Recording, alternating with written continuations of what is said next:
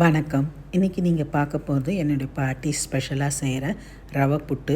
பொதுவாக நீங்கள் ரவை புட்டு ரவையில் மட்டும் செய்கிறத பார்த்துப்பீங்க.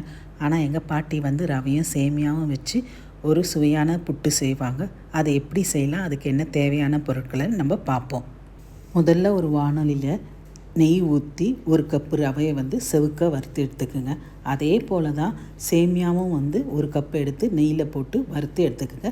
இப்போ நான் எடுத்துக்கிற சேமியா ஆல்ரெடி வறுத்த சேமியா தான், இருந்தாலும் நெய் போட்டு கொஞ்சம் லேசாக வறுத்து எடுத்துக்கிறேன். வறுத்து எடுத்து முடித்தோடனே ஒரு பாத்திரத்தில் ஆற வச்சு தேவையான அளவு தண்ணி ஊற்றி கொஞ்சம் 10 நிமிஷம் ஊற வச்சுருங்க.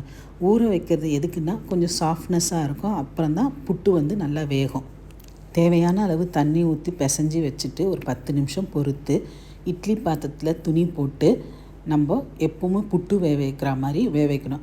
நம்ம சாதாரணமாக புட்டு செய்யும் போது உதிரியாக இருக்கும், ஆனால் இது கொஞ்சம் கட்டி கட்டியாக இருக்கும். அதனால் நம்ம வேக வைக்கும் போது கொஞ்சம் நம்ம கையால் நம்ம நல்லா பிசைஞ்சு உதுத்து வச்சுட்டு அதுக்கப்புறம் இட்லி பானையில் போட்டு வேக வச்சிங்கன்னா நம்ம எடுக்கும் போது நல்லா உதிரியாக வரும். எங்கள் வீட்டுக்கு யார் விருந்தாளி வந்தாலும் இட்லி பாயாசம் செய்கிறோமோ இல்லையோ முதல்ல இந்த டிஃபன் கண்டிப்பாக இருக்கும். ரவை எங்கள் பாட்டி வெறும் ரவை புட்டு மட்டும் செய்ய மாட்டாங்க, ரவை போட்டோட மசால் வடையும் சேர்த்து செய்வாங்க. அதாவது இந்த இனிப்போடு அந்த காரமும் சேர்த்து சாப்பிடுவோம், இன்னும் சுவை அதிகமாக இருக்கும். யாரெல்லாம் இதுக்கு முன்னாடி ரவை புட்டோட இந்த மசால் வடையும் சேர்த்து சாப்பிட்ருக்குன்னு கொஞ்சம் சொல்லுங்கள். இது மாதிரி சாப்பிடாதவங்க ட்ரை பண்ணிவிட்டு எனக்கு கமெண்ட்ஸில் உங்களுடைய பதிலை சொல்லுங்கள். இந்த மாதிரி புட்டை ஒரு 20 நிமிஷம் ஆவியில் நல்லா வேக விடுங்க.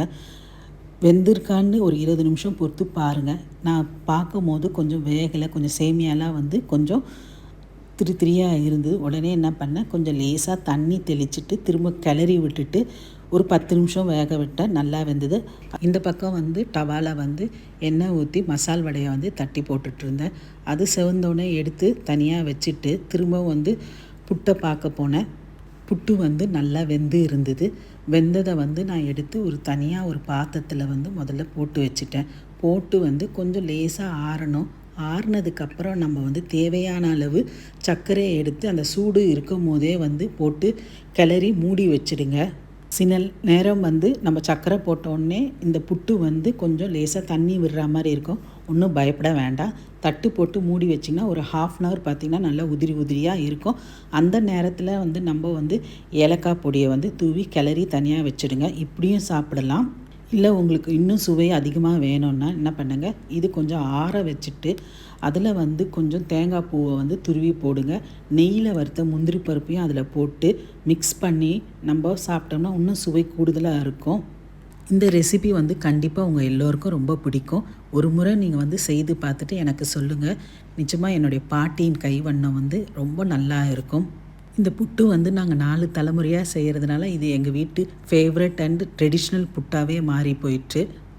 இந்த ரெசிபி நிறைய பேர் என்கிட்ட முன்னையே கேட்டிருந்தாங்க. என்னுடைய பாட்டி ஞாபகத்தமாக இதை நான் உங்கள் எல்லோருக்கிட்டையும் பகிர்ந்துருக்கிறேன். உங்கள் எல்லோருக்கும் இந்த ரெசிபி கண்டிப்பாக பிடிச்சிருக்கும். செய்து பார்த்துட்டு எனக்கு சொல்லுங்கள். லைக் பண்ணுங்கள், ஷேர் பண்ணுங்கள், கமெண்ட் பண்ணுங்கள். மீண்டும் சந்திப்போம்.